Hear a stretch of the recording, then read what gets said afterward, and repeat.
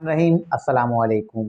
22 जुलाई को पंजाब में वज़ीर आला का इंतखाब। हमजा शहबाज 179 वोट लेके जो है वज़ीर आला मुंतखब हुए। इसके मद्दे मुकाबिल चौधरी परवेज़ इलाही उनको 176 वोट मिले, जबकि 10 वोट उनको जो है मुस्लिम लीग काफ के मिले। मुस्लिम लीग काफ के 10 वोट अगर शामिल करते तो चौधरी परवेज़ इलाही के 186 वोट होते हैं, लेकिन पार्टी सरबराह मुस्लिम लीग काफ के चौधरी शुजात हुसैन उन्होंने जो है एक खत लिखा डिप्टी स्पीकर पंजाब असेंबली को कि पाकिस्तान मुस्लिम लीग काफ के जो 10 वोट हैं वो हमजा शहबाज को डलने हैं। लेकिन उन अरकान ने जो है अपने पार्टी सरबराह के हुक्म को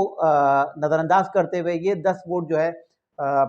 मुस्लिम लीग काफ के जो है चौधरी परवेज़ इलाही जो पाकिस्तान तहरीक इंसाफ के वज़ीर आला के उम्मीदवार थे उनको दिए। लेकिन डिप्टी स्पीकर ने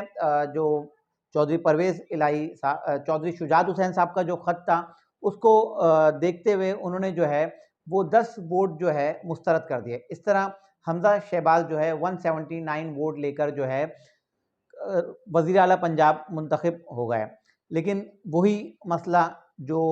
पहले जो है जब कौमी असम्बली में अदम एतमाद की तहरीक पेश की गई थी और उस वक्त के वज़ीर आज़म इमरान खान साहब को हटाने के लिए एक अदम एतमाद की तहरीक पेश की गई और उस वक्त के डिप्टी स्पीकर कासिम सूरी ने एक रूलिंग दी और वही जो मसला उस वक्त सुप्रीम कोर्ट गया, इस दफ़ा भी वही मसला सुप्रीम कोर्ट में चला गया। अब सुप्रीम कोर्ट ने कल जो फैसला दिया उस फैसले के तहत उन्होंने जो है एक हुक्म जारी किया। उसके तहत उन्होंने जो है हमजा शहबाज को 2 दिन के लिए अबूरी वज़ीर आला बना दिया। लेकिन बात यहाँ ख़त्म नहीं होती। अब जो है पार्टी सरबराहान जो हुकूमती इत्तेहाद के जो पार्टी सरबराहान हैं कल वो एक सुप्रीम कोर्ट में एक पटिशन करने जा रहे हैं, दरख्वास्त देने जा रहे हैं कि असल जो फैसला होता है वो पार्टी सरबराह का होता है। क्योंकि अब जो फड्डा शुरू हुआ है,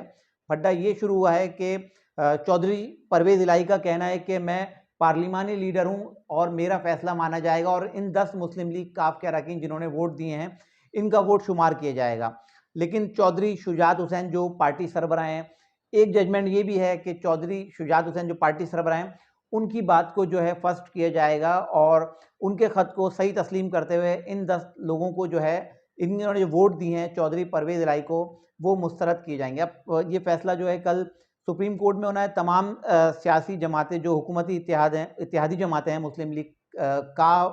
लीग काफ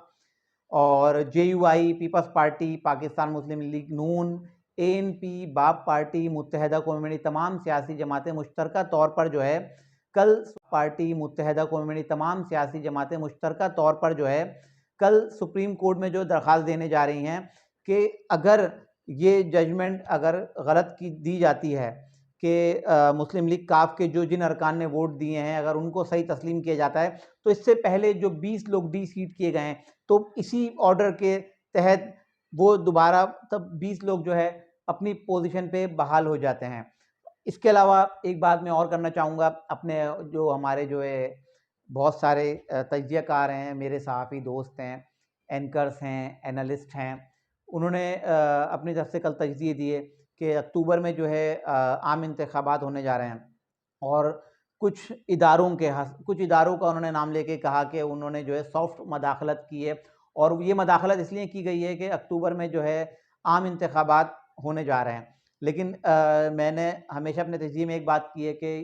आम इंतखाबात जो है सन 2022 में नहीं होंगे, आम इंतखाबात सन 2023 में ही होंगे। हो सकता है शायद मेरा ये नाक़िस तजज़िया गलत हो। मेरे नाक़िस तजज़िये के मुताबिक जो आम इंतखाबात हैं ये सन 2023 में ही होंगे, चाहे वो जनवरी में हो, फरवरी में हो, मार्च में हो या असेंबलियों की मुद्दत पूरी होने के बाद हो। लेकिन